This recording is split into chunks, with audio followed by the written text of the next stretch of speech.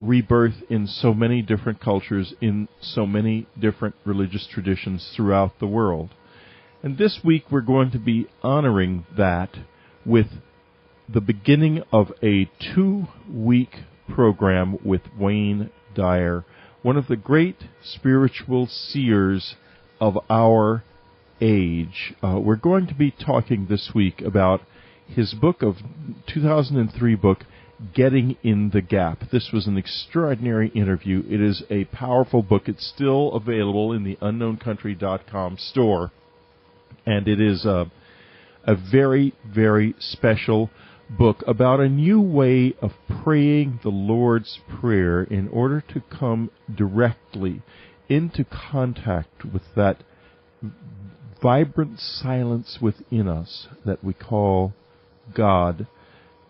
Jesus said the kingdom of heaven is within you, and something of the meaning of that is present in this amazing interview with this amazing man.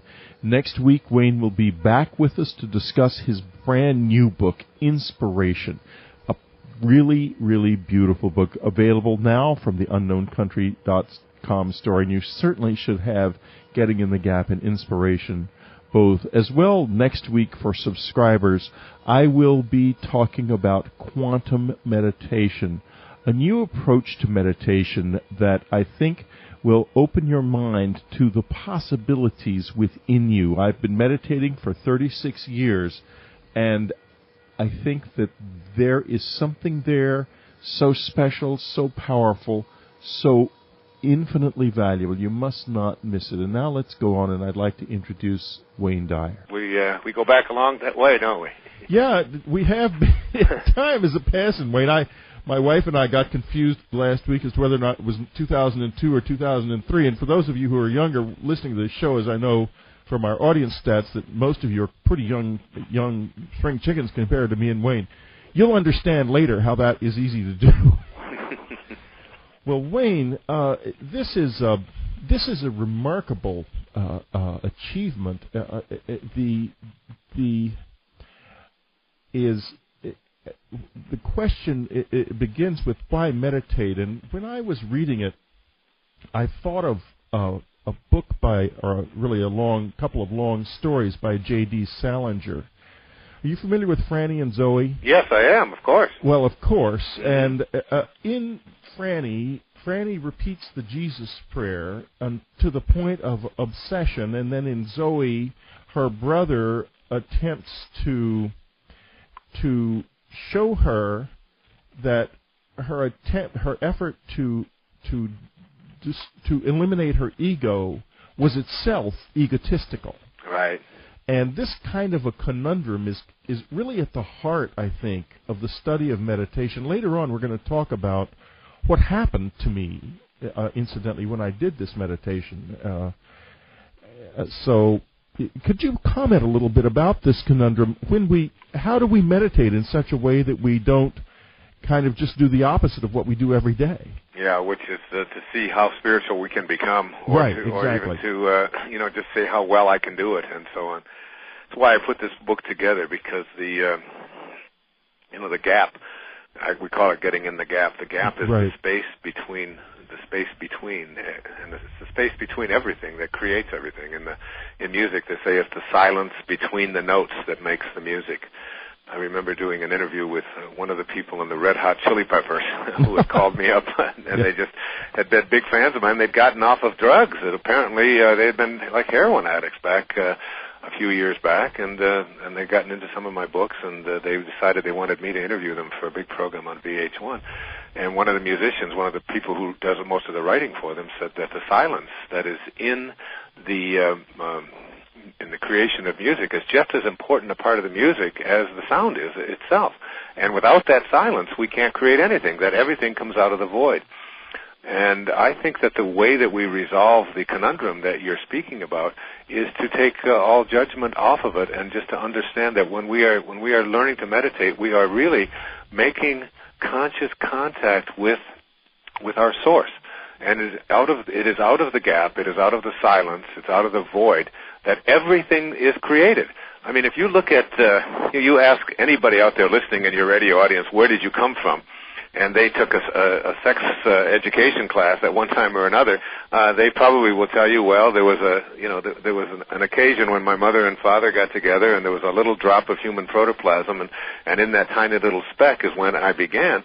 But if you investigate that speck and put it under an atomic or subatomic microscope, you'll find that there's no speck there, that our beginnings are not in particles.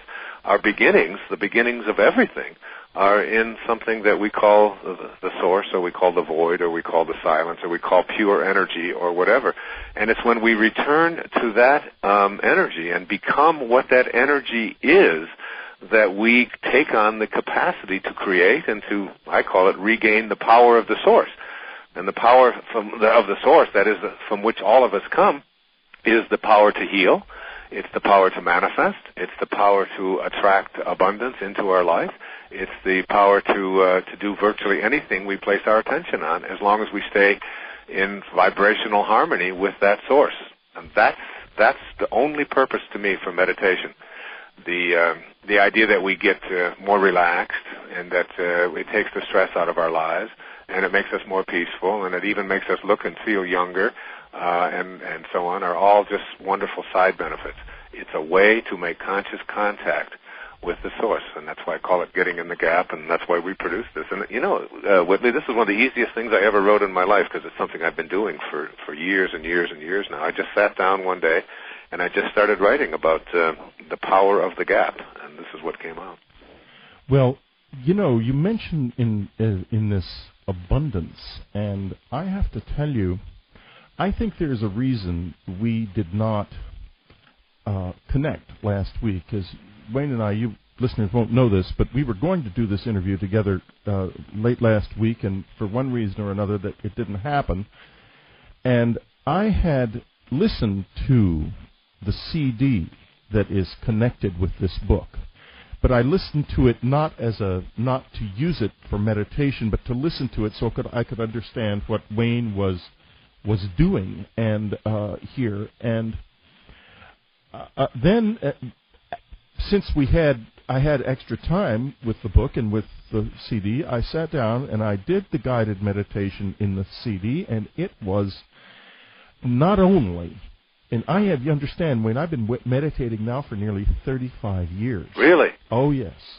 I started meditating when I was working in the Gurdjieff Foundation many, many years ago. Oh, really? I didn't even know you worked there. Is that right? Oh, yeah. I was involved in the Gurdjieff Foundation for 15 years, and I've written my own book about meditation called The Path. So I am into this. Right. And, in fact, I'll be honest with you.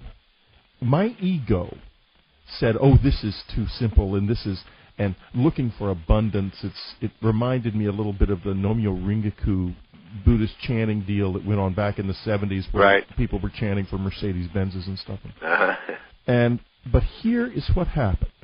First of all, doing the meditation, and I think it's one of the most beautiful meditations I've ever heard, and your voice in it is absolutely remarkable. Thank you. Oh. And I hope I'm not stroking your ego too much, but frankly, it's a really fine piece of work. And I found the gap, and I found out something else. At the time, I was blocked. I was writing a proposal for a novel. It's very important to me, and I was just blocked like crazy. Anne has also become a novelist, and she is waiting on tenterhooks for her first novel to get an offer on it, and having all kinds of trouble in getting an offer. And there was another thing in my life that I was having a lot of trouble with, a sort of blocked thing. All of this came unblocked. I could feel it come unblocked. That afternoon, instead of interviewing you, I finished the proposal with ease, and it worked wonderfully. Anne got her offer for her novel at the end of the day.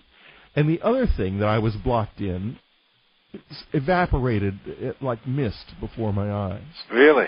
And this is why I think that we didn't get together last week, because that had to happen. Yeah, if we would have, you wouldn't have listened to that, perhaps. What? I say if we would have, you might not have even listened to it. You might have put it aside. Well, I'd listened to it enough, but I hadn't done it. Right. I would and now you can hear the passion because it's incredible. It's as simple as that. I never had anything like that before happen. Well, Whitley, if you go back and read the Yoga Sutras of Patanjali, which were written 500 or so years, they say, nobody knows exactly for sure when, before the birth of Christ, and look at something that he wrote called How to Know God, and just look at what he was teaching people, and you have to think about what the world must have been like 500 years before the birth of Christ. I mean, way before the Middle Ages, and when people hadn't been out of caves very long, and this was a person who was talking about the power of repeating the sound that is in the name of God. And they called this sound the sound that's in, whether it's Allah or Krishna or God or Yahweh or Kali Durga or the thousands of names of God. If the repetition of this sound, along with putting your attention on what it is that you intend to manifest, and if you go to, even if you 500 years, 600 years later, in the book of John, the opening line in the New Testament, in the beginning was the Word, and the Word was with God, and the Word was God.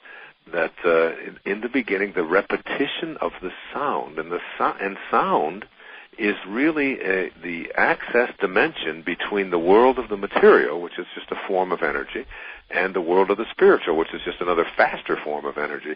And the access dimension between these two worlds, which is the world where we do our creating, is access through sound. That's why music has played such an important role in the whole creative process.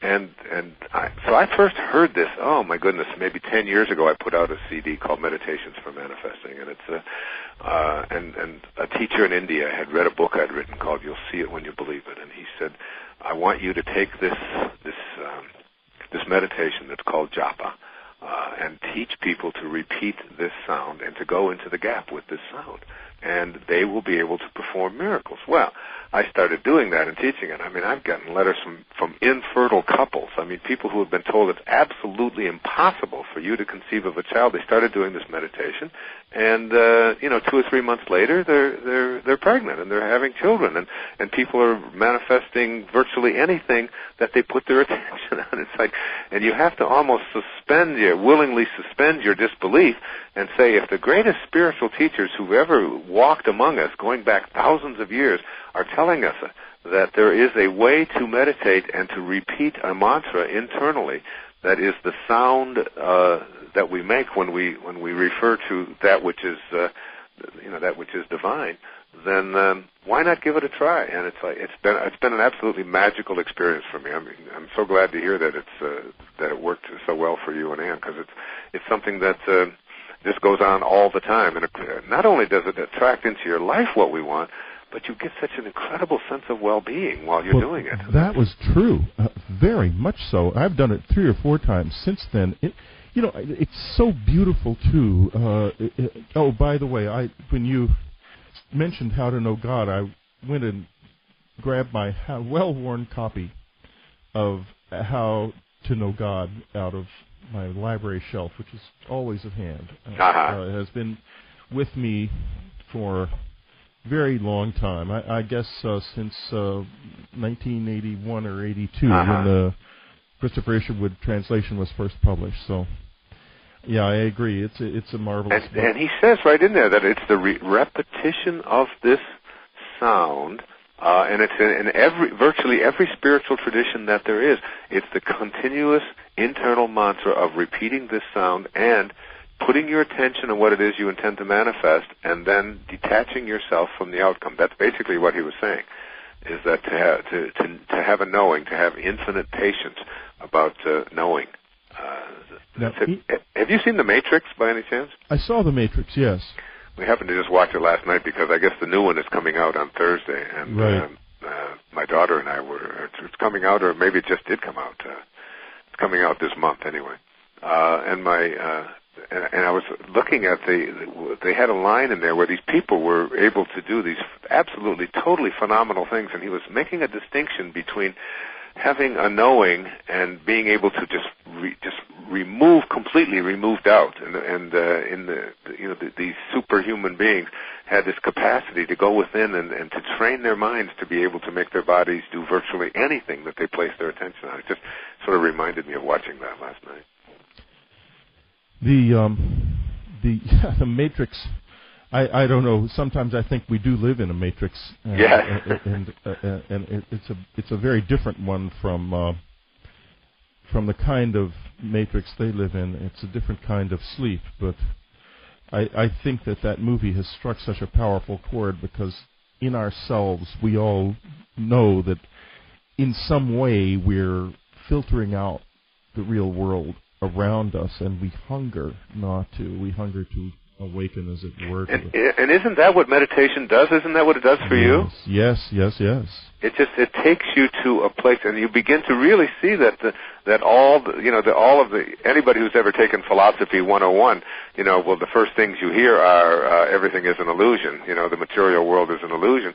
But then when you start studying quantum mechanics a little bit, and you start looking at the fact that particles that we think of as real, when you look at their source, don't come from particles, that the source of everything isn't, the particles themselves do not create more particles, that we need something called spirit, and there's an essence in there that most of us are not connected to. I just finished a book, I've been working on it for the last 6 months, called The Power of Intention.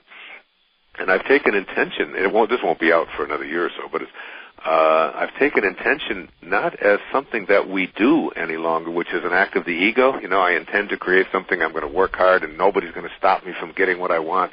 That kind of pit bull attitude. It's like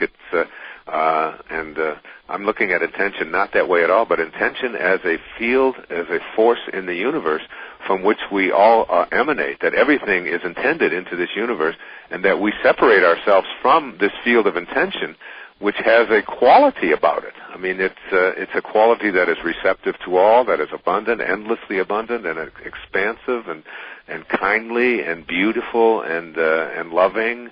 And if you were to able to hear this field of intention speaking, it would speak like it does in the Bhagavad Gita. I am the source of everything. Everything emanates from me.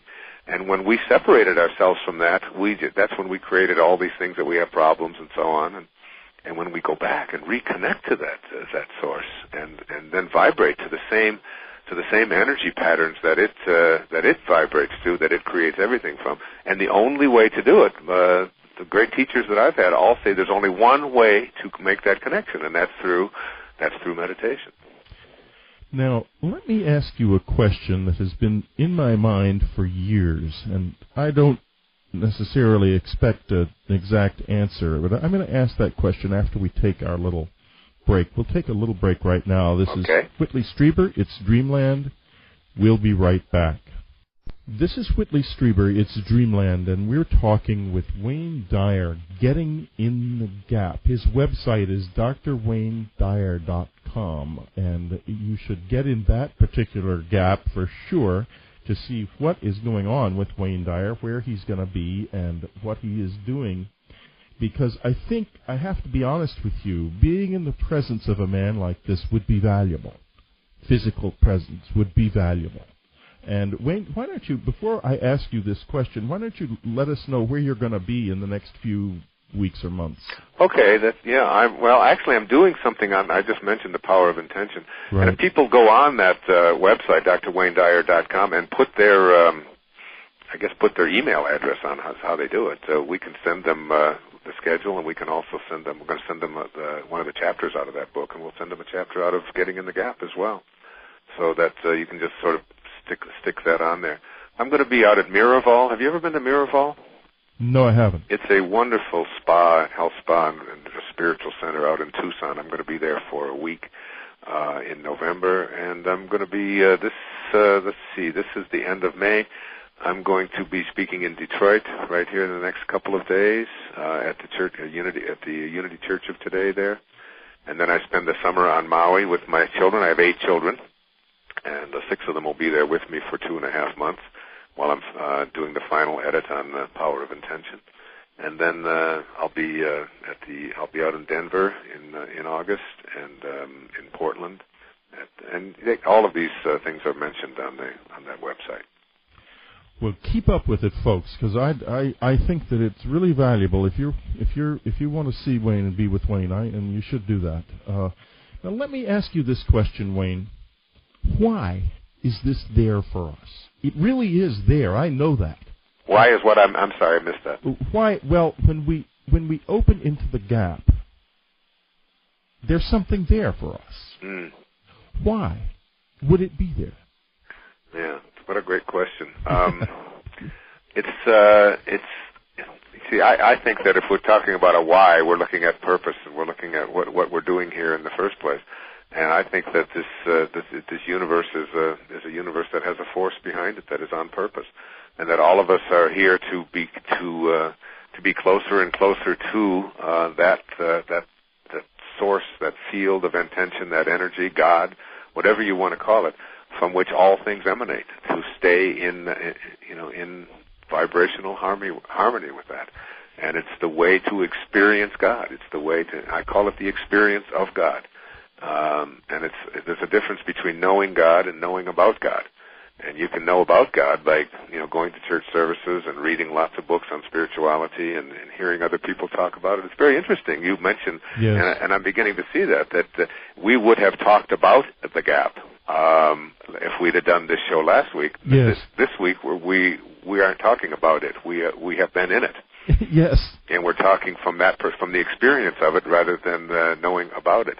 And right. It's the difference between religion and spirituality. It's why religion calibrates so very low on a vibrational level, because religion is something that divides us. We carve our whole planet up into various religious organizations and just went to war with two sides, both of them believing that God was on their side. One side was Allah, the other side was God. They both have the same sound in them, and both people are using the exact opposite of what the source would do, because the source, God, never uses violence. It only creates out of love, and so it's like it's a way, as far as I'm concerned, it's a way for us to make and stay in conscious contact with that source, and all of us have that capacity. Even that says in the New Testament, even the least among you can do all that I have done, and even greater things. And the greatest spiritual teachers who've ever walked among us, and the ones who walk among us today, are the ones who stay in harmony, who are matched up with, who live in concert with this high spiritual energy that is the source of everything. And that's why meditation is such a powerful tool, and that's why that thing is there. It's to allow us to be that from which we came. But most of us take on something called an ego. We begin to believe from our teachings, from our earliest teachings, that we are what we have and what we do and what others think of us, and we begin to believe that we're separate from each other, and that we're separate from what we would like to attract into our lives, and that we're separate from God. And if everyone out there listening understood and knew that there's no place that God is not, there's no place that this source that we're talking about, that this gap, there's no place that this energy that allows everything to animate into the physical world, there's no place that it's not. And if you get that there's no place that it's not, then it's got to be in you. And if it's in you and there's no place that it's not, it also has to be in everything that's missing from your life, including the publisher that you want, including the abundance that you want. It's got to be in that. And so that manifesting and attracting into your life what you want through meditation is nothing more than realigning your inner world so that it connects to, rather than feel separate from, that which it is already connected to. And it has to be connected to it on that spiritual life force manner. And that's what's missing in almost everyone's life. That's what we get to know when we go into the gap.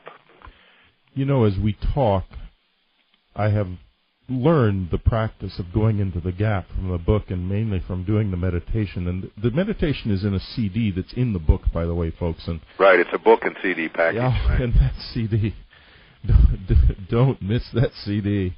It's wonderful. Anyway, I find that I can actually go in the gap now while we're here on the air talking. I can feel myself doing it, and because why don't we go back so that the listeners can understand what I'm talking about, and why don't you describe the Lord's Prayer exercise?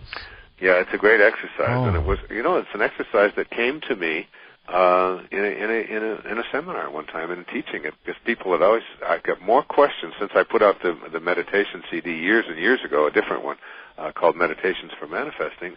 I've had people say, well, it sounds good and all that, but I can't get in the gap. I can't get there. My mind is still always on it. So we can do it right now. We can do it right on the radio. I mean, and the interesting thing about this practice is that you can do it at a red light. Yeah, you can when do it. People say to me, like right I don't now. have time to meditate. I say, well, do you drive to work? And they say, yeah. So how many hours a day are you in your car? They say, well, I'm in a car an hour a day. I say, well, how many red lights do you think you stop at in your hour? Well, maybe 20. And so they stop for an average of a minute apiece. Let's say, so you got 20 minutes, or maybe even 30 minutes of time that you're sitting at a red light during the day. The car has come to a stop. The traffic has come to a stop. Your body has come to a stop. Everything has stopped except your mind. And what is your mind doing? It's racing and going on and it's endlessly, and that's the only thing that hasn't come to a stop. And if you can allow your mind to come to that same stop that your body and your car and the traffic has come to, you're going to make this conscious contact. So when we talk about the gap, and I use the Lord's Prayer in this CD, I take a word. And it's like you can practice it right now. If you take, everybody knows the Lord's Prayer, Our Father, which art in heaven. So we'll just say those first 5 or 6 words. I do it through the first 10 words on the CD. And if you take the word, if you just close your eyes, if you're driving, you keep your eyes open, okay? But if you just close your eyes and just put the word "our" on the screen of your mind internally. O-U-R. Just like put your attention, and for 15 or 20 seconds, you just hold your thoughts on the word "our," and you just see it over and over and over again. You see "our."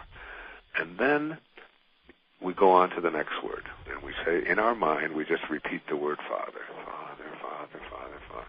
And then when you finish that, you go back into the gap that is between the words "our" and "Father" in your mind. Our, Father, back to the gap.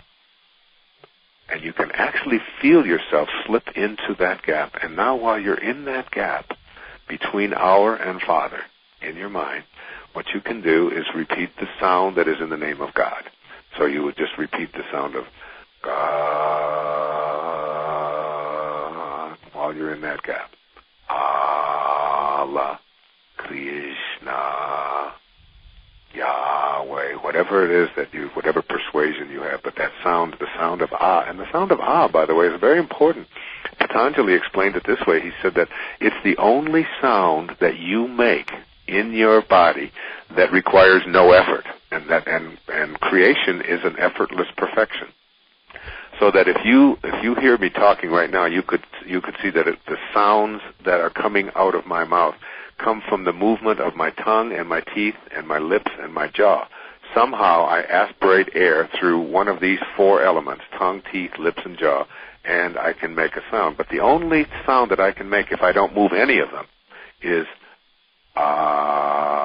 the moment that I change anything, the tongue moves, the lips move, the teeth moves, the jaw moves, and new sounds. But if I don't move anything, the only sound that I can make is the sound of Ah. And that sound is the sound that's in the name for the Creator, and it's also the sound that is in that is in the creative process of everything on the planet. And it's like, as you go back to the New Testament, in the beginning was the Word, and the Word was with God, and the Word itself was God. And the repetition of this sound, and so we've gone to "our" and "Father," and then back into the gap. And then which art, you put your attention on which for 15 or 20 seconds, and then on art for 15 or 20 seconds, and then in your mind, you slip back into that gap. And you can feel yourself going back in your mind into that gap. And it's the only time when you won't have any other thought. You'll just experience it. And then the moment that you are ready to move on to the next one, you repeat that sound of Ah again. And you do that exercise for about 3 or 4 minutes till you get through the first 10 words. And then you put your attention on what you intend to manifest by repeating that sound. And believe it or not, as strange as it may sound, and many of you might think this is just too weird to be possible, but our greatest spiritual teachers who've ever lived all have told us the same thing, that sound is the access dimension to the world of spirit, which is the world from which everything on this planet is created. Everything in this world was born in a night, as William Blake said. Everything was born in a night to perish in a night, while the soul sleeps in forms of beamless light. Wow. And I think to myself, and the Word was God, and I see that sound in a whole new way. This is Whitley Strieber. It's Dreamland. We'll be right back. This is Whitley Strieber. It's Dreamland. We're back talking with Wayne Dyer. His new books. Wayne, you know, I am so... I was so deeply into the meditation, I'm coming back into this. Am I coming out of the gap? What's happening to me? Anyway, his new book is Getting into the Gap, Making Conscious Contact with God Through Meditation. And Wayne, way back in the interview, about 20 minutes ago, you spoke a little bit about religion being a divisive influence. And I was reminded of a statement that was made by a man I met in Toronto in 1998 under very unusual circumstances. He was more than an ordinary man. He wrote a little book, a transcript of the conversation with him, and he said this. He said, "You don't have religions. Religions don't have victims." Meaning real religion would not have a victim. And I wonder now, what was your thinking in choosing to focus the meditation on a prayer that is a religious prayer? Right. Because I think that religious prayers, just like I wrote an entire book based upon the prayer of St. Francis, which is called "There's a Spiritual Solution to Every Problem." Yeah, a wonderful book. Thank you. And he said, his prayer is. I said when I did the PBS special on that book that this is not a prayer. This is not a religious prayer. This is an 800-year-old technology, and it's a technology for problem solving. And if you listen to the prayer of St. Francis, which is what I'll just give the first few lines, he says, "Lord, make me an instrument of thy peace." He's not asking anybody to join anything, to get up an organization, and he's also not asking for peace from God. He's asking to become an instrument of peace. He says, "Where there is hatred, let me sow love. Where there is injury, pardon. Where there is doubt, faith. Where there is despair, hope. Where there is darkness, light. Where there is sadness, joy."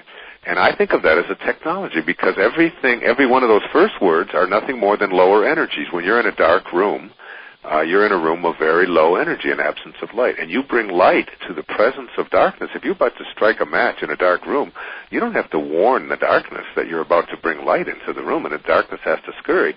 When you bring light to the presence of darkness, not only do you nullify and dissolve the presence of darkness, but you convert it to light. It becomes, that very energy shifts into a higher energy. When you bring love to the presence of hatred, when you bring joy to the presence of sadness, when you bring pardon to the presence of injury, what you're doing is you're bringing a higher and a faster and a more spiritual energy to the presence of that lower and slower energy. So while we call these things religious prayers, they're really, St. Francis was really, if anything, he was pretty much opposed to everything that the Catholic Church was doing. In fact, his whole mission to do what he was doing back in the 13th century was based upon something that he had heard told to him when he was looking, at a religious artifact that said, "You must go out and repair this church that you have belonged to, because it was so corrupt." And so he offered, that kind of an energy. And I say the same thing about the Lord's Prayer. "Our Father, which art in heaven, hallowed be thy name." Now think about those words, hallowed. What does that mean? It's like that's where the word halo comes from. It's like spiritual, be thy name. Again, it's the name of the Father. When you repeat the name of the Father, you are engaging in hallowed behavior. And if the Christians want to claim it, if the Jews want to claim it, if the Buddhists want to claim it, all we're doing very often with that is just finding something to separate us. And anything that separates us is very low energy. anything that unites us and brings us all together. And that's why I pick words that make the most amount of sense. And throughout the Getting in the Gap, I've referred to the Quran. I refer to the Bhagavad Gita. I refer to the Old Testament, to the Torah, and remembering always that Jesus was not a Christian, and Buddha was not a Buddhist, and Muhammad was not a Muslim. These were people who had great high spiritual messages and high energy to bring to us. And other people took these words. I mean, I read a book not too long ago called The Reformation, and they claim that over 1 billion people have been slaughtered in the name of Jesus in 2,000 years. Oh. So, I mean, with all the crusades and the jihads and the holy wars and so on, I mean, we slaughter people in the name of God. And we ask God to be on our side. Even our president does that, and so did the president of Iraq do that, and so did the Taliban do that. And as I've often said in my talks, Whitley, it's like if we were doing this interview in 1776, we would all be here to hate the British. If you go 30 years later, we would be all hating the French. If you go ahead another 30 or 40 years, if you lived in the North, you'd hate everybody in the South, and if you lived in the South, you were supposed to hate everybody in the North because it was decreed that way. And then 30 years later, we hated the Spanish. We were at war with the Spanish, and we were on the side of the British. And then 20 years later, we hated the Germans, and then we hated the Japanese, and then it was the communists, and then with the Iranians we hated, and then the Taliban, and then the Iraqis. And the enemy isn't, there's plenty of enemies for us to be assigned to. The enemy is hatred itself. I mean, it's like, it's an energy that we have to learn to no longer radiate to or meditate to. Because it's an energy that takes, it's a hand that takes from us. It is, absolutely. And as long as we have hatred in the world, and that's why meditation. When people ask me, I mean, I'll give you an example. Deepak Chopra and you probably had Deepak on your program. No, actually I haven't, but I do know his work, of course. Yeah. Well, he would be a wonderful person to have on there. Oh, I'd love to have him on. Yeah, well, I'll talk to him about it because he would love to do it, I'm sure. And we put out some tapes together through Hay House. One of them is called Creating Your World the Way You Really Want It to Be. And he did this observation, Whitley. They brought 7,000 people to California, to La Jolla, and they had these people doing meditation. And they were able to measure, this is a hard thing to measure, but they were able to measure something called serotonin, which is the only way you can measure it is through a metabolite that is present in the urine. And when you have increased amounts of serotonin, and serotonin is the thing that people take Prozac for, right? It's the feel-good enzyme in the brain. It's what almost all antidepressants are designed to do, is to make the brain produce more and more serotonin. So they would do these meditation exercises, and they would then measure these. They would take these urine samples and see the presence of these metabolites, and they would see that after meditation, that serotonin levels are increased in the body, the feel-good enzyme, if you will. But then they would observe people who were not doing the meditation, but were just in the energy field of those who were meditating. That is, the neighbors, the people in the surrounding communities. And they would find, when they would measure their serotonin levels before and after other people were meditating, that their serotonin levels would go up as well. Now, the implications of this are just absolutely astounding. That when someone asked me on the radio not too long ago, what would you do about the problems in the Middle East? I said I would surround, if I were king and I could order it, I would surround the entire Middle East, all of the whole area of Palestine, the whole area of Jerusalem, all of that. I would surround it with millions and millions of people doing nothing but meditating. And when you do that, and you're in the energy field, because they said of Jesus that when he would enter into a village, just his presence in the village and nothing more would raise the consciousness of those people around him. And I remember being in a room with Mother Teresa once, and when she walked into the room, just her presence, she would emit pheromones of energy that were higher, and everybody had a sense of well-being just because she entered into the room. She was 4'10", weighed about 90 pounds. But it was that incredible high spiritual energy that she radiated. And when you meditate and make conscious contact with God, you literally change people around you.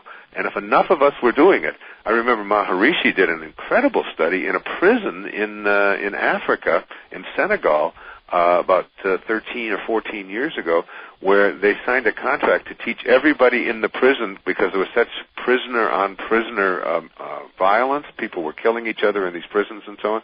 So they required all of the prisoners to meditate for 2 or 3 hours a day, and all of the guards, and the wardens, and even the political officials. Everybody that was involved with the prison system was required to do this meditation for 2 to 3 hours a day, and they eliminated, within a year, all prisoner-on-prisoner violence. The recidivism rate dropped to almost zero. They didn't even need the prisons, they said, after 3 years of doing this. What an impact that it had on people around them. And when I meditate in my home, or if my wife meditates in the home, the children become calmer, just because of the fact that we are sending out a different kind of an energy. As hard as that is to grasp. There's a wonderful book by a man named David Hawkins called Power versus Force, which talks about the impact that you make on other people when you yourself make conscious contact with God. You make other people feel calmer and feel more unified and feel kinder and feel safer, just because you are sending out a different kind of an energy than a person whose energy field is very low and in the field of force. That is really, it's very telling, because if it applied to a whole culture, we live in what I call a culture of blame now, where everybody is judged and everybody is blamed, and we have a huge prison system. Just 2 million people in the United States now in prison, and only a few years ago it was 1 million. And we have this attitude that we must hurt people in order to get justice. Right. And there is another kind of civilization and another kind of culture, just one step above this, which is a culture of compassion. And in the culture of compassion, we are not interested so much in hurting people, but in finding and giving them what they truly need the most, which is not necessarily pleasant, by the way. People hate the word compassion because they think that means, you're soft on crime. But to try to understand what they need the most, that's the thing that's hard. To look at what is missing in the individual. Wayne, I want to get into, there is a wonderful section, a couple of sections in the book, and I want to get into the one first about the guidelines for meditation. There's no such thing as a bad meditation. Those on right. 22 and 23. Because I want the listeners to just hear you telling. We have so many preconceptions about meditation, which is why we stay away from it. Right. And but these simple realities and truths make it much, much easier to open the door and bring meditation into your life. So let's just go. There is no such thing as a bad meditation. What does that mean, Wayne? Well, what happens is that people, when they meditate, they take the same attitude that they take into meditation that they take into their job or into any task that they might be, or into playing tennis or, a golf game or whatever. I've got to win. I've got to do better than other people. I've got to have a higher score. I've got to make more money at this. I've got to be, and there's all of this judgment about, whether I'm doing it right or whether I'm doing it wrong, or is it good or is it not? Any time that you take in your life, any time you take in which you are learning to quiet your mind, shut down that inner dialogue, because shutting down the inner dialogue is one of the keys to higher awareness. That you don't have a mind that's in a constant state of chatter. You have to almost think of your mind as like a pond, and on the surface of the pond is where all the disturbances are. And so the rain is falling on the surface, and the dirt accumulates on the surface, and all of the storms and so on are on the surface of the pond, and so too is all the disturbances in your mind are on the surface of your mind. When you go down beneath the surface, just a little ways, and you get to a place called that is much calmer, much more peaceful. There's no dirt accumulation. There's no disturbances of any kind, and you're much more at peace. And you have to see that when you give yourself an opportunity to just get a little bit silent, that you're not doing anything other than just making conscious contact with God, and that in itself is its own reward. And even if your mind is a flutter while you're doing it, and you've taken it, if you're practicing, particularly if you use the CD in the back of this book, right. You'll see that when you slip back into the gap between those words in the Lord's Prayer, and even if you're only in there for 10 or 15 seconds, you will notice an immediate sense of calmness coming into you. And that sense of calmness is your connection to your source. It's like it changes the frequency at which you are vibrating, and everything in this universe is an energy field that is vibrating at one speed or another. And energy doesn't come in good and bad. There's not good energy and bad energy and moral energy and immoral energy. Energy is just high and low and fast and slow. That's how you measure energy. And when you speed the energy and allow yourself into that space, that's reward in itself. There's no bad meditation. You don't judge it. You don't find fault with it. You just allow yourself to enjoy it.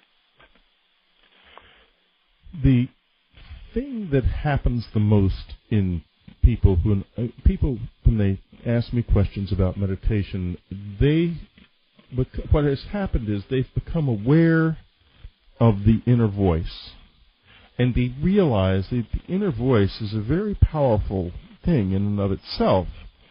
And what's happening to them is that they're trying to quiet down and meditate, and they notice the inner voice more, and they think to themselves, I can't ever shut this thing up. Mm. And that's not really the way to go about it, to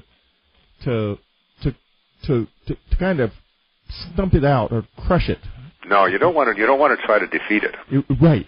And you don't want to make it your enemy. Because you've got it right on the button here. Yeah. What you want to do is embrace it. And Vivekananda, this great spiritual teacher from India, came over here, and when people said to him, how do I get rid of these inner demons? How do I make this conscious contact that you're speaking about? And he said, in the springtime, he said, go out and observe the blossoms on the fruit trees. He said, the blossoms vanish of themselves as the fruit grows. So too will the lower self, the ego, vanish as the divine grows within you. So you're not trying to defeat this ego. You're not trying to go to battle against it. What you're doing is you just think of yourself as a container, and that you've got a container filled with inner dialogue and constant chatter. And if you just bring some silence to that, there's no room in there for that constant kind of chatter. So you bring spirit, you bring spirituality, you bring the presence of God through the repetition of the sound of God to that. And every time that you notice that your mind wants to go back to chatter, you want to start thinking about, I got to pick up diapers. Oh my God, I've got this much to do, and I got to get my car washed. And it's like this constant kind of chatter. You just bring yourself back to this sound, this sound of God. And as you do that, and it's like anything else, Whitley. It's like I played tennis this morning for 3.5 hours. Played 5 sets of tennis. And I notice now, and I've been playing tennis for 35 years or so, I can take and go out on a tennis court, and someone can hit a ball at me, and I can swing as hard as I can possibly swing at it, but I know how to make that ball have something called topspin on it, so that as hard as I swing at it, it still goes over the net, and then it comes back down on the other side. And I can do that 1,000 times in a row without making a mistake. But 35 years ago, when I was only in my 20s, and I tried to do that, the first time I went to do that, that ball just went sailing into the next court, and it went sailing again and again and again. But I've been doing it and doing it and doing it and practicing it till now it's absolutely second nature for me to hit a tennis ball as hard as I can hit it and have it go over the net and come down on the other side without going over the boundary line. And the same thing is true of meditation. As you get good at it, it isn't not the right word, not good. As you practice it, and it becomes a way of life with you. Yes. It becomes something that is it almost becomes automatic, and then you become dependent upon it. I mean, I can't imagine my life without meditation. I couldn't sit down to write a chapter without having meditated before. And I now notice how noisy a society. Do you notice the noise in our society as much yes. as do you? Well, I think what the noise is about is trying to drown out the emptiness. It's a very empty world, and we're trying to drown that out, and by essentially kind of beginning to scream. Yeah, and do you ever notice how few people are comfortable with silence? Very uncomfortable with silence. Yeah, it's like if you're in a conversation with someone and we have silence, people get uncomfortable. They want to fill that void immediately, and we also have people who walk into it. The minute they walk into a room, they have to put loud music on, or noise has to be. They have to have noise. Right, and we don't live in a culture which cherishes and prizes the joy and the beauty and the benefits of silence. But we have to remember that everything comes out of the void, and it's even that music that everyone is listening to. It's there's no music if there isn't silence between the notes. Do you ever meditate with those you love? I do. What's it like? How do you do it? You know what it does, Whitley? It doubles the field. It creates more and more. It's just like I was talking about the people in the neighborhood. If I were to meditate in my home, I could impact the people walking by in front of my home. I literally could do that. And if I could get 100 people in here meditating in my home, I could affect the people in the neighborhood, in the house down the street. And if I could get 1,000 people, I could get the people in the next town to be impacted by it. And I always say, if I could get several million, we could really make a huge difference in the world. What it does is it shifts the energy field off of force, and force is the lower energies of anger and anguish and depression and fear and worry and so many of the things that you were referring to in this empty world that so many people have, and that we talked about with the Matrix thing, as we talked about earlier as well. What it does is see, when people are in low energy things like anxiety and worry and fear, depression, hatred, and these kinds of emotions, these very low energy thoughts, what is created is a counterforce. So that if someone says, I hate you, people respond back with, I hate you too, and then we have to act upon that hatred. Whereas in the St. Francis prayer, where there is hatred, he said, let me bring love. If you can, and when people say, well, low energy people bring me down, I always correct them and say, no, a low energy person can never bring you down. You don't want to avoid low energy people because they bring you down. I said, imagine Jesus saying, go over there and help those thieves, and say, well, I just don't like being around thieves. They bring me down. Right. It's too silly. We laugh at such an absurd thing, because the reason that low energy people bring you down in your mind is because when someone hates you, you hate them back for hating you. When someone's angry at you, you get angry back at them for being angry at you. What you're doing is you are joining in. You are creating a counterforce with your low energy.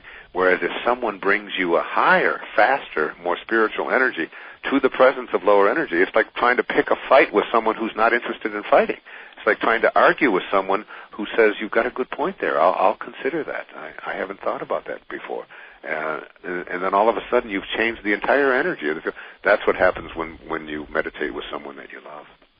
It's very interesting that on one level we're actually talking about a science, the science of meditation, as the science of managing energy in a way that is beneficial to us.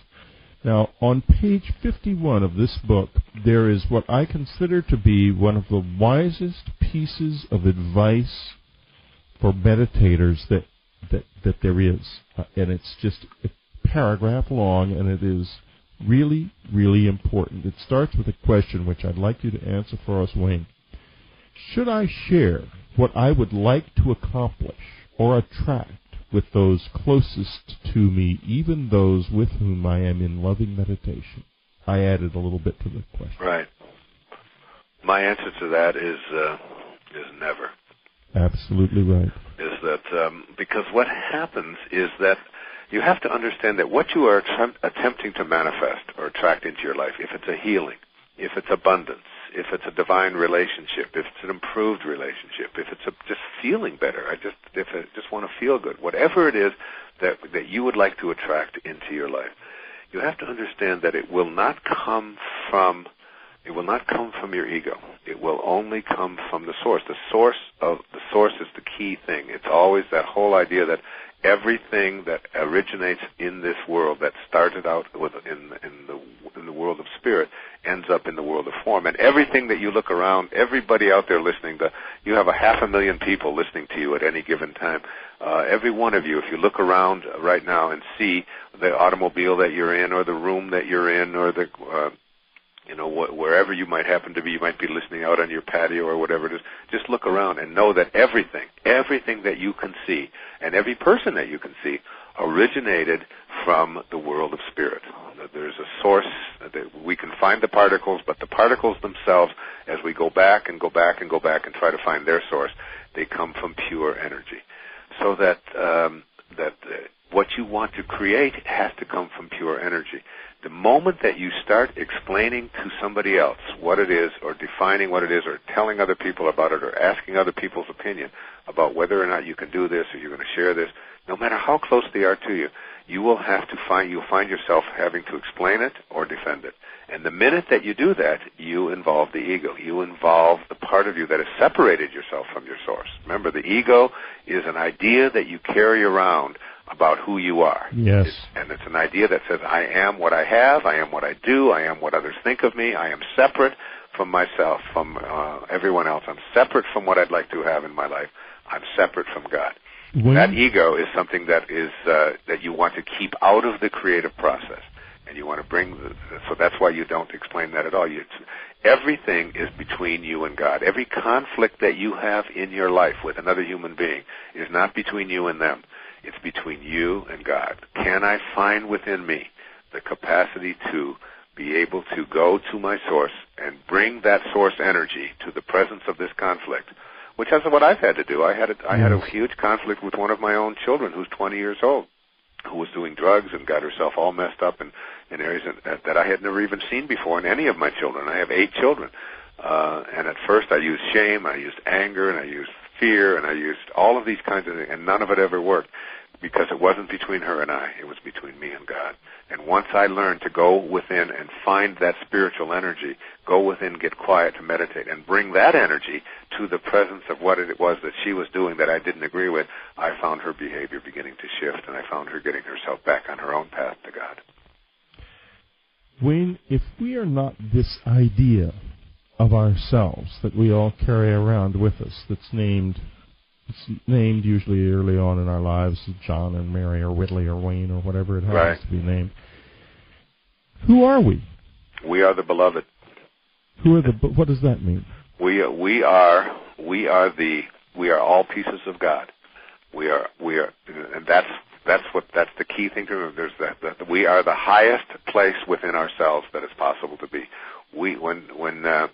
There's a book written back, I think it was written by U.S. Anderson. I think it was written back in the 1930s.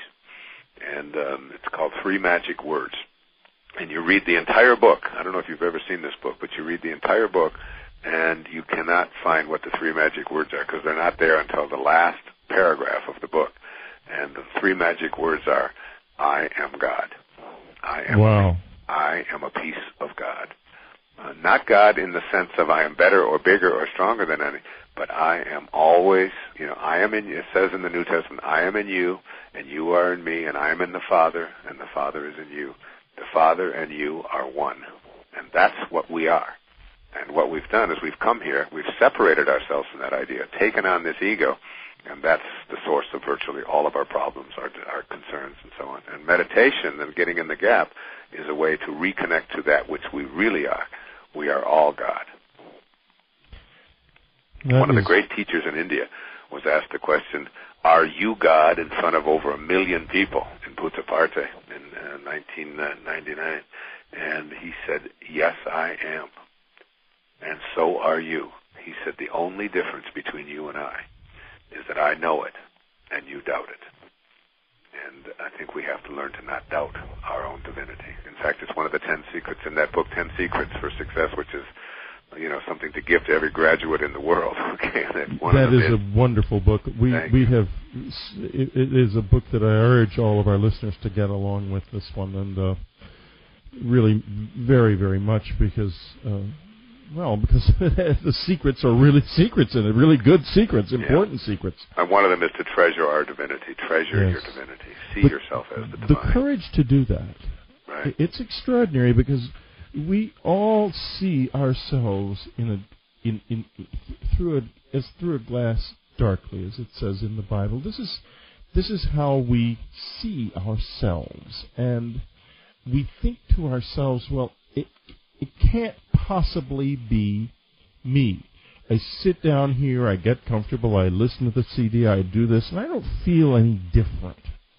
I don't feel what Whitlock felt. I'm not getting that. What is holding a person like that back? Well, what holds someone back is their doubt that they can have that. You know, we become what we think about, and if what we think about is what's missing, then we attract more of what's missing into our life. If we think about what we don't have, then we continue to attract more of what we don't have. If we think about what others tell us is possible or impossible, then what others tell us, even though we despise what others tell us, that becomes our reality. That highly functioning people who really do get it and know the gap and know what we're talking about here are people who never put their attention on not getting it, because they know that if they do, that more of not getting it will keep showing up. You put your attention on what it is that you intend to manifest, and then you go in there and you have that quietness. And when people say to me, I'm not getting it, and it's missing from my life, I say, well, what do you think about? Well, I think about what's missing, and I want to get more of it. I want to get what's missing into my life. I said, get your thoughts off of what is missing and put your thoughts onto what you intend to create in your life, and keep your thoughts there in your meditation and in your manifesting, and you'll see it showing up in your life. That's the difference between highly functioning people and people who live at ordinary levels of awareness. That is so crucial. And you know, it's also important, I think, to remember that we're all struggling, and the struggle itself is the practice. If we were all angels, we wouldn't need to meditate. We'd be in this state all the time. Exactly, and you will be after you leave this body. You will be in that state. But while you're here, as my friend Ramdas said to me, honor your incarnation. You know, you showed up here. You're in this body. Honor it. Be involved in it. Enjoy it, and be the spiritual being that I've always talked about in all of my books. That remind yourself that you're not here as a human being having a spiritual experience. You are here as a spiritual being having a human experience, and live your life from that essence of being a spiritual being, rather than as a human one trying to have a spiritual experience. You are. Who you are is a spiritual, eternal, divine being. Live on the active side of infinity. See yourself as an infinite, divine soul, and having a temporary human experience. Honor who you are. Right. Yeah. It's so simple. Wayne, I would really like to thank you for this hour together. And normally we go an hour and a half, but I wanted to do this in a somewhat shorter period of time because I wanted to concentrate a lot in this interview. And I want everyone, a lot of our listeners, I can tell from the statistics, will listen to the first hour or so and then not the last half hour. So we're going to end this one here because I want it to be a whole thing in your mind. And Wayne, I know there's going to be something in you that you want to leave them with, and I'm getting the feeling that I should just ask you to take us out of this now. I think the thing to remind yourself at every moment of your life is that you have within you the capacity to either be a host to God or a hostage to your ego. And I encourage you to be that host and rather than be the hostage. Dr. Wayne Dyer, quite frankly, a remarkable experience talking to you today, getting in the gap, making conscious contact with God through meditation. Don't you dare think you can't do it. You can do it. Everybody can do it. There is no doing. It is there. This is Whitley Strieber. It's Dreamland. We'll be right back. One reporter who loves mysteries is radio's leading science journalist, Linda Moulton Howe. She's an Emmy Award-winning TV producer, documentary filmmaker, and writer who investigates new and unusual aspects of science, medicine, and the environment to today. She has a report for us on something extraordinary that has been discovered in Antarctica. They're fossils of just little insects, but they mean that history needs to be rewritten. Here she is from Philadelphia, Linda Moulton Howe. Thanks, Whitley. Earlier in May, the journal Nature published the discovery of common housefly fossils in Antarctica that surprises scientists and could rewrite history about this now icy continent, the evolution of flies, and the cycles of global warming and cooling on Earth. Geologist and paleontologist Alan Ashworth, professor and chairman of the Department of Geosciences at North Dakota State University, led a team into the Transantarctic Mountains, only 300 miles from the South Pole. There, rocks are exposed from all the churning of glaciers over millions of years on those mountains. The scientists were shocked to find fossils of what are called genetically higher flies. That means they're more complex, and that includes the modern-day common housefly. No one expected that. Continents were all one big landmass called Gondwanaland at least 200 million years ago. Then big tectonic plate movements began and pushed the landmasses apart into what we know today as continents. Were these flies on what became Antarctica before that split up?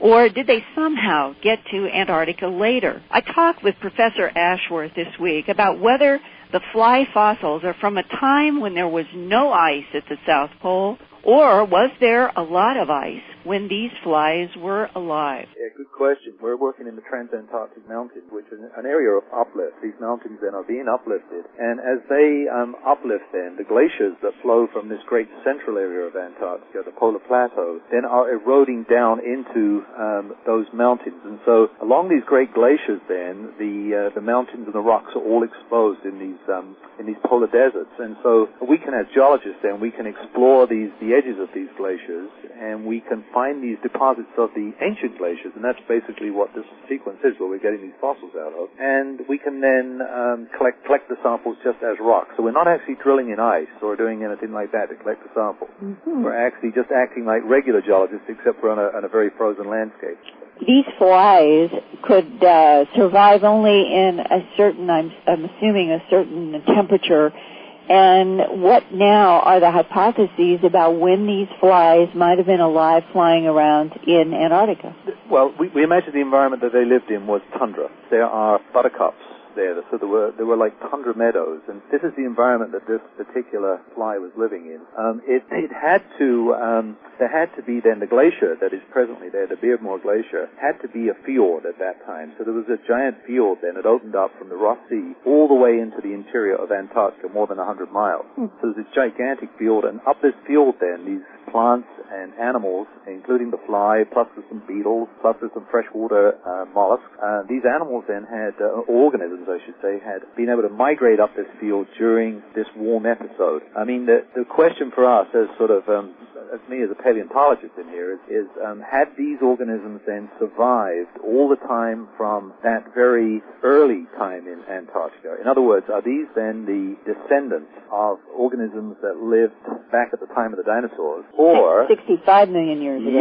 Yes. And had they lived in all that time around the edges of Antarctica, perhaps in Antarctica at earlier times, and then during this time, we know after then the ice sheets have started to form during a warmer time, had they then been able to migrate in from the edges of the continent into this particular position, which is pretty interior in Antarctica. Or the other hypothesis then would be that they became extinct when the ice sheets formed at 23 or so million years ago, and then as the climate became warmer during one of these warm episodes, like one at 17 million years ago, possibly one at 3 million years ago, then these organisms, which might have been resident in New Zealand or Tasmania, possibly South America, then they were able then from those distant continental areas somehow or other to disperse onto Antarctica. We can't solve that problem at the moment. We just don't have enough evidence to solve that problem at the moment. So you've got the fossils, but you're not sure really how old they are. No. How do you think that your fly fossil will help? What it does do in the from the point of view of the evolution of organisms is that it tells us then that this particular group of flies were present in Antarctica, whereas before it was believed that they weren't there. And so it gives us some alternative ways of looking at fly evolution. We don't have enough evidence at the moment to sort of say that perhaps these higher flies might have even evolved on Gondwana and then been taken to the northern hemisphere as the continents rafted apart in Gondwana. We don't have the evidence to do that. But it opens up the possibility that that could have happened. And what you mean is, could the flies that you have found in the fossils have actually been buzzing around dinosaurs at some time? Yeah, exactly. And if so, and we know that there were dinosaur fossils at Antarctica, you're trying to fill in these missing pieces of a puzzle that can get up to about 30 million years ago. And then between 30 or 33 million and 23 million, there is a kind of mystery about what happened in the Earth's climate. And since 23 million years ago, it's sort of accepted that there's been a general and gradual buildup of ice there. Yeah, the picture of climate change over the last 65 million years, is there is a general cooling of the Earth's climate from the time of the dinosaurs of 65 million years ago. And what happens then is that until about 34 million years ago, the climate oscillates some pretty big swings going between warmer and cooler phases, but it's sort of generally on the warmer side. And then right around 34 million years ago, there's this big decline in carbon dioxide, and then once again after that it goes into a more cooler phase of Earth's history, leading up to the ice ages in there. But and so did the fly then? Did this organism? Was it flying around, or were its ancestors then flying around at the time of the dinosaurs? And did they then, as the climate oscillated, did they periodically move the distributions across Antarctica? Did they then, as the climate really started to cool down, were they forced to live just on the edges of Antarctica in tundra habitats on the edges? And then maybe in one of these late phase warmer episodes in Antarctica, was this fly then able to migrate along with all these other organisms, plants and animals? Were they able to migrate up these fjords and reoccupy the interior of the continent again? Leaving the gigantic question, what forced all this to happen? Yeah, what did? Well, I don't think that we have, we just don't, there are different, say, hypotheses in there. Some of them involve tectonism on land and erosion of mountains, locking up then of carbon dioxide in rocks in the oceans. So the oceans then act as a sink for carbon dioxide. They then reduce the amount of carbon dioxide in the atmosphere, which then leads to cooling. Once you get ice, you can have albedo effects of the ice, where you get then reflection of heat back, and so then there's a feedback. There's all sorts of complicated events occurring that can, once you start the process going, you can imagine that you can get this type of cooling occurring.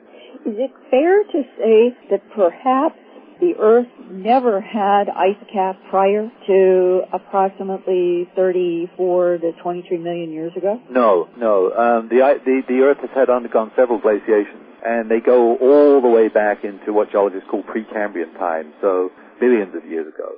Will you be able to date the fossil of your fly very precisely? Probably not. If we can get it within a million years, we would be extremely happy at this particular time. Why is it so difficult to get a finer age? The type of deposits that these fossils are occurring in are the deposits associated with glaciers. And any organic material that's in there, for instance, we think of ways to date then more recent sediments, like we would use radiocarbon dating. But radiocarbon dating is only good back to about 40,000 years. These fossils are definitely in the order of millions of years old. So we are beyond the capabilities of radiocarbon dating. Our best bet, and we haven't been able to find it yet, is to find that there would be volcanic ashes that would be included in these sediments somehow or other. They would be embedded in these sediments. So we might find a volcanic ash below the fossil-bearing beds, one above it, and then we could use the minerals that occur in the volcanic ash, the feldspar, and we could use then types of dating that are referred to potassium-argon or argon-argon dating to give age estimates. In that case, if we were able to do that, we probably could get within tens of thousands of years if we had access to the volcanic ashes. But so far, we haven't discovered any volcanic ashes at this particular locality. How long will it be before you think you've got a pretty good age? I'd like to think that in a year's time we would have a good age, but that's probably pretty optimistic. We're assuming at the moment the age of this fly is going to come somewhere between about 17 million and 3 million years ago. There is an outside chance it could be older. And that these little flies that you now have in the fossil, they have flown around in Antarctica, and nobody knows for sure exactly how long. They aren't there now, though. No, this type of fly is no longer present in Antarctica. I've always thought that one of the hardest things to understand about the Earth is imagining that a time when the poles had no ice, and then the condition today of 3 miles thick ice, and how does that machinery get set in motion that something can go from trees and insects and open land to 3 miles thick of ice? Yeah, and I think that you have to think in terms of, you have to think of a very different Earth. We know then, for instance, in the Cretaceous period that seafloor spreading rates were a lot different than they are now. They seem to have been faster. You have to think of perhaps more CO2 being in that atmosphere. But exactly what sort of drives all those changes so that we can understand the rhythms of climate change? We've got some clues. I think we know that these the relationship of the Earth to the Sun, the so-called Milankovitch cycles, we know that they're involved very much in the rhythm of ice ages. But what's changing these big values in CO2 is one of the great quests that the climate scientists are trying to solve. It's really a mystery. It is a mystery. And the fly sort of sits juxtaposed against all that ice as a question that we have about ourselves. Humans seem juxtaposed against a possible global warming trend, but as you've pointed out, there have been so many variable cycles of warming and cooling that nobody understands. Could we in the future be faced with another gigantic ice age? Oh yeah, I think that most scientists who work in my field, we work in this last part of geological time, we would argue that that this last ice age we had was cyclical. The ice ages, glaciation seem to occur on about cycles of about 100,000 years. At least for the last million, there's a change in frequency of them. But at any rate, the bets would be, I think, from the majority of us, that there is going to be another ice age. So with that, you have this, to me, this wonderful, huge mystery of the South Pole with all of this ice on it, with the very strange paradox of this little housefly that is challenging everyone to try to understand when exactly was it there, how much ice was there or was not there, and when have the ice sheets built up, and how far did they melt down? It's really quite amazing how little we know about Antarctica. And how much it changes, too. Constantly. Because it's certainly changing a lot now, and we are, it's a fascinating time. For example, the Humboldt Current has moved north, which originates in Antarctica and has been responsible for sunny South Texas being cloudy for the last 4 months, but no rain, of course, and also across Mexico. So things are always changing in that, and it's a fascinating report and really interesting to think of the fact that the dinosaurs were bothered by flies too. I know, and your point about the water, the change in the current Humboldt. When you go back in looking at Gondwanaland being that big landmass that suddenly got pushed apart by whatever set off the tectonic plate movement, one of the interesting hypotheses that scientists have been kicking around for the last 20 or 30 years about what caused this huge buildup of ice on Antarctica in the first place, and no one really understands that. But one interesting idea is that when South America and Antarctica got separated by the tectonic plate movement, that for the first time there was this deep water passage that opened up. In fact, they call it the Great Passage. And for the very first time, Pacific Basin water entered into the Atlantic Basin, and that, they think, started a current that would go completely around Antarctica, and that this cut off any warmth that once upon a time was being transported around what was Gondwana land. And that change, separating land and a different temperature in the water, may have started to set up the machinery that produced this enormous South Pole ice cap. It's absolutely fascinating. Thank you, Linda, for a very, very interesting report. And this is Whitley Strieber. It's Strieber. Of course. And the power of the source, that is, from which all of us come, is the power to heal. It's the power to manifest. It's the power to attract abundance into our life. It's the power to do virtually anything we place our attention on, as long as we stay in vibrational harmony with that source. And that's the only purpose to me for meditation. The idea that we get more relaxed, and that it takes the stress out of our lives, and it makes us more peaceful, and it even makes us look and feel younger, and so on, are all just wonderful side benefits. It's a way to make conscious contact with the source, and that's why I call it getting in the gap, and that's why we produce this. And, Whitley, this is one of the easiest things I ever wrote in my life, because it's something I've been doing for years and years and years now. I just sat down one day, and I just started writing about the power of the gap, and this is what came out. Well, you mentioned in this abundance, and I have to tell you, I think there's a reason we did not connect last week, because Wayne and I, you listeners won't know this, but we were going to do this interview together late last week, and for one reason or another that it didn't happen. And I had listened to the CD that is connected with this book, but I listened to it not to use it for meditation, but to listen to it so I could understand what Wayne was doing and here. And then since I had extra time with the book and with the CD, I sat down and I did the guided meditation in the CD, and it was not only, and you understand, Wayne, I've been meditating now for nearly 35 years. Really? Oh, yes. I started meditating when I was working in the Gurdjieff Foundation many, many years ago. Oh, really? I didn't even know you worked there. Is that right? Oh, yeah. I was involved in the Gurdjieff Foundation for 15 years, and I've written my own book about meditation called The Path. So I am into this. Right. And, in fact, I'll be honest with you. My ego said, oh, this is too simple, and looking for abundance, it reminded me a little bit of the Nomyo Ringaku Buddhist chanting deal that went on back in the 70s, where people were chanting for Mercedes-Benzes and stuff. But here is what happened. First of all, doing the meditation, and I think it's one of the most beautiful meditations I've ever heard, and your voice in it is absolutely remarkable. Thank you. Oh.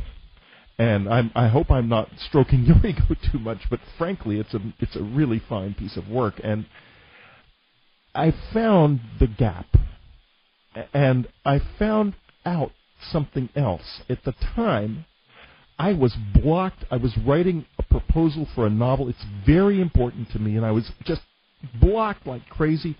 Anne has also become a novelist, and she is waiting on tenterhooks for her first novel to get an offer on it, and having all kinds of trouble in getting an offer. And there was another thing in my life that I was having a lot of trouble with, a sort of blocked thing. All of this came unblocked. I could feel it come unblocked. That afternoon, instead of interviewing you, I finished the proposal with ease, and it worked wonderfully. Anne got her offer for her novel at the end of the day. And the other rebirth in so many different cultures, in so many different religious traditions throughout the world.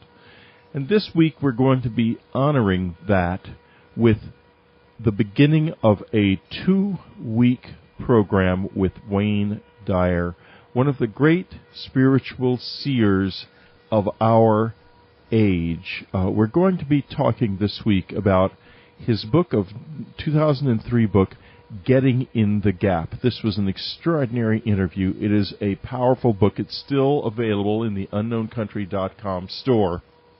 And it is a very, very special book about a new way of praying the Lord's Prayer in order to come directly into contact with that vibrant silence within us that we call God. Jesus said the kingdom of heaven is within you, and something of the meaning of that is present in this amazing interview with this amazing man.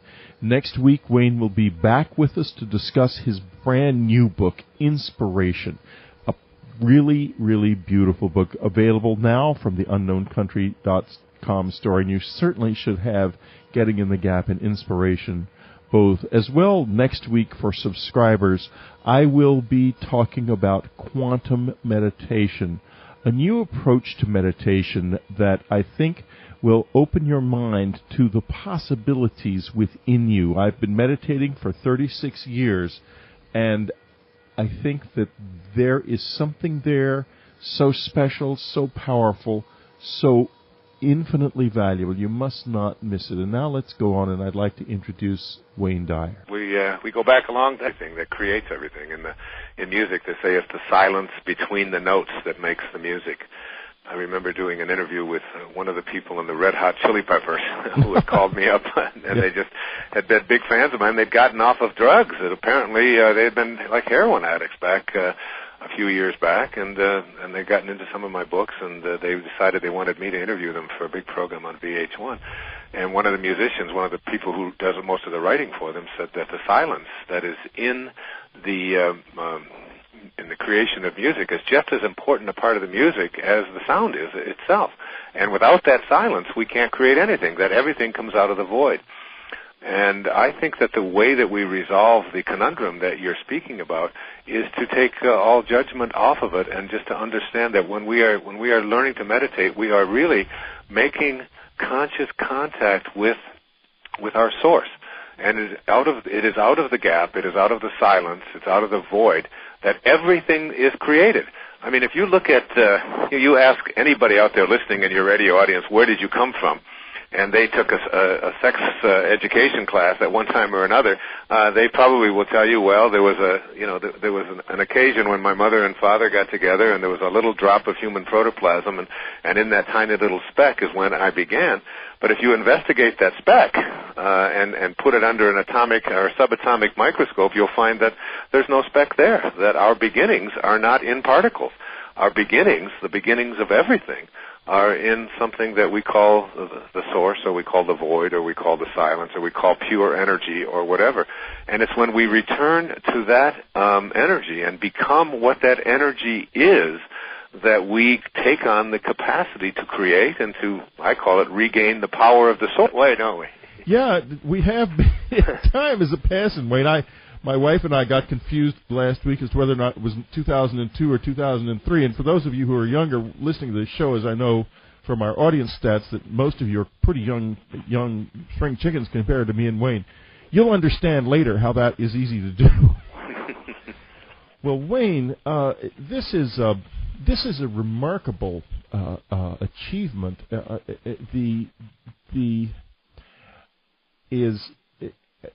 The question it begins with why meditate, and when I was reading it, I thought of a book by, or really couple of long stories by J.D. Salinger. Are you familiar with Franny and Zoe? Yes, I am, of course. Well, of course. And in Franny repeats the Jesus prayer to the point of obsession, and then in Zoe, her brother attempts to